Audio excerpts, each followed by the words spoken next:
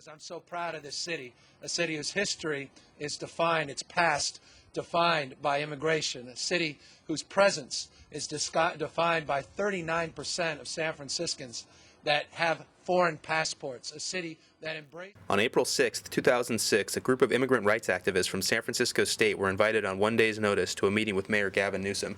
Gavin had been absent for most of the immigrant rights protests happening around that time, so the students were excited that he was getting involved. When they arrived at City Hall, they brought a list of questions about practical steps San Francisco could take to support its immigrant communities. But they were ushered into a room full of journalists and Gavin's staff and appointees. The students were not allowed to ask Gavin any of their questions, and they were soon rushed out onto the steps of City Hall for this press conference. At the end of the press conference, the students were finally given a chance to speak. Hi, my name is Amrah Salomon-Johnson. I'm a student at San Francisco State University.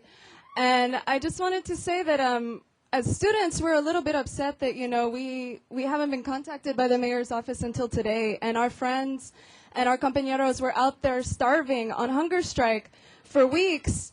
And we wanted to know where you were at. Why didn't you come to that? Why didn't you support the hunger strike? And we feel like it's a little bit of a day late and a dollar short right here. And so we want to know, if you're coming forward to support the immigrant rights movement right now, what are you going to do to make this a solid thing, not just words? Are you willing to waive the tickets and citations that the hunger strikers received while they were out there on the demonstration?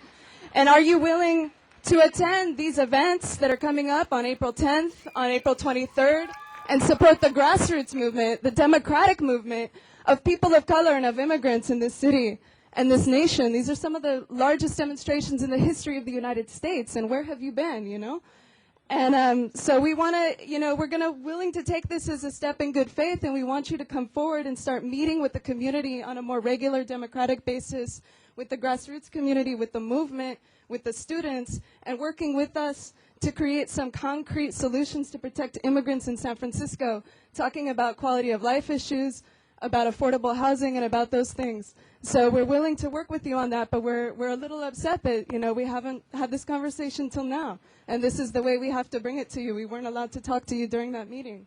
So, we just want to put that out there as students. Yeah, all right. Thank you very much. I love democracy and I love free speech. I hope you know that we also, we're very... Gavin is good at staging photo ops and taking credit for the work of the Board of Supervisors, but he still hasn't engaged directly with immigrant communities, and he's accomplished little on issues like affordable housing, racial profiling, and immigration raids that are so critical for immigrants in San Francisco. This is one more example of how Gavin steals the spotlight on important issues while ignoring the affected communities.